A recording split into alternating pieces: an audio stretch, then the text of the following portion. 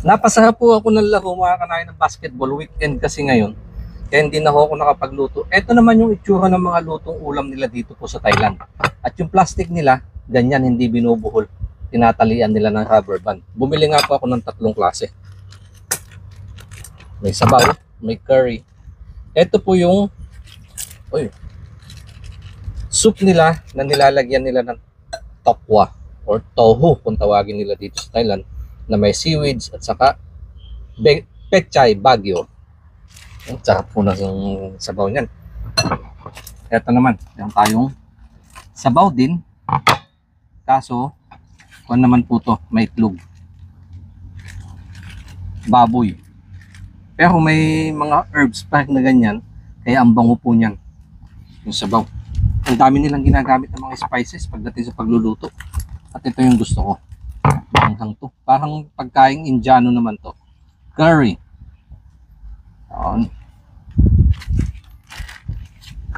Pag bumibili ho kayo sa mga tindahan, may mga kasama na din siya mga gantong gulay-gulay.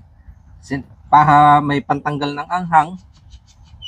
Eto, meron ako dito yung ano na nga ito, nanay? Carcinia. Carcinia, dahon. Ito po, medyo mint siya na maasim. At meron ding sitaw. Ito, yung pinaka-controversial dahon po ay talbos po ng ipil-ipil. At yung takip kuhol, kung tawagin po sa Tagalog, tumutubo ho siya sa mga matutubig na lugar. At dito ko lang din na-realize na nakakain pala to, at nakita ko nga, na-search ko, ang dami nitong health benefits. Kaya pala siniserve din nila sa mga restaurant. At ito, sinamahan ko na din po ng mga gulay-gulay. Harvest ko na to. Likod, sitaw, at saka okra. Ito po yung sausawan. Giniling na bawang, sibuyas, sili. Ang sarap po nilang gumawa ng sausawan na ganyan. May shrimp. Okay, hindi na ako makahintay. Talagang ginutom mo ako.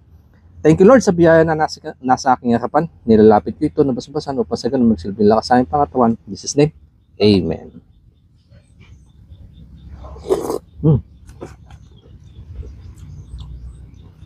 Tumatay sa sabaw.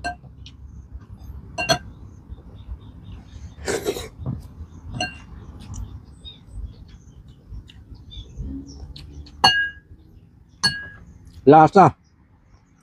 Lasa siyang nangibabaw po yung lasa ng seaweeds. Lasang dagat na din. Ito naman, ang anghang. Kaya ako kung nagustuhan niya, ang anghang na sabaw. Ang sarap po ipahid-pahid sa kanin. Yan. Pag kumain na po sila ng ganyan, tinatanggalan na ng mga talbot.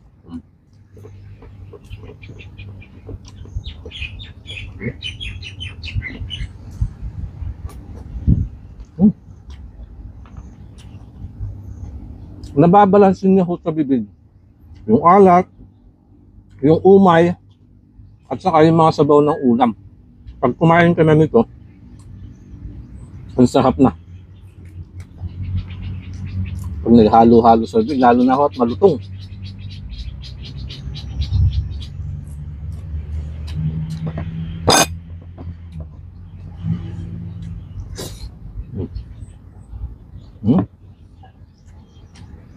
Ito yung mga tanim ko. Okay, siyempre safe. Walang chemical, pesticide. Kasi tanim ko ito, organic.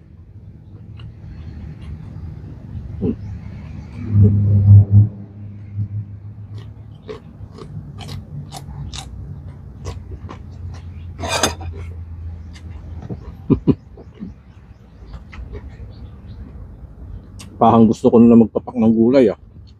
Tingnan kasi bagong ano yung sitaw, matamis-tamis ko sa bibig.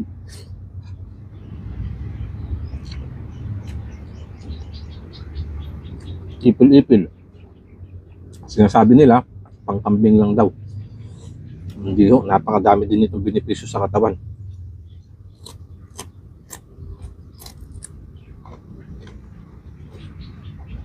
At pwede din ho ito, may upload na din ako. Pwede din siyang gawing salad.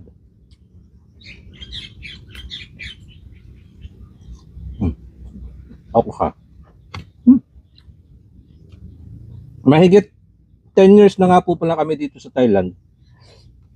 Kaya nasanay na din sa mga ganitong pagkain.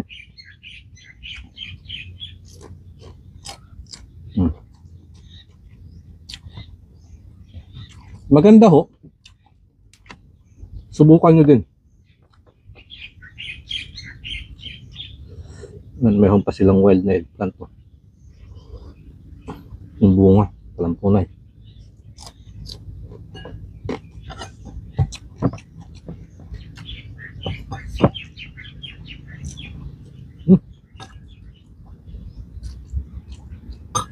Alam mo yung anghang niya, yung parang pinupunit yung dila, pero hindi mo matigilan kasi ang sarap po niya sa panlasa.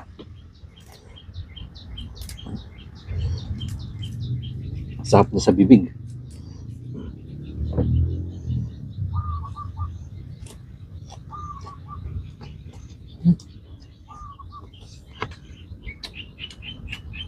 Nalalapit siya sa lasa ng dahon ng mangga. May kaunting asim. Sa mga nakapanood ho dyan ng mga mukbang ng mga Thai, sarap na sarap sila sa mga ganitong talbos. Tama ho. Napakasarap.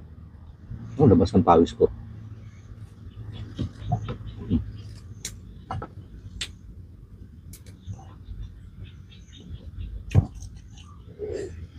Halos di ko napansin yung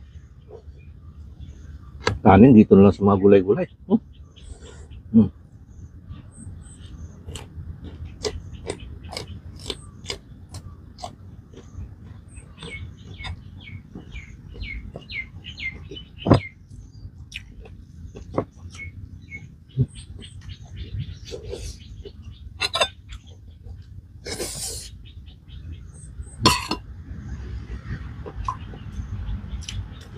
Ito naman ha.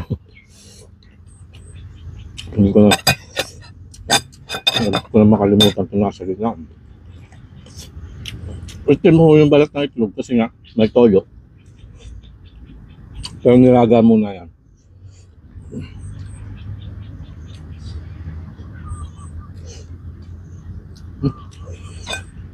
Sarap.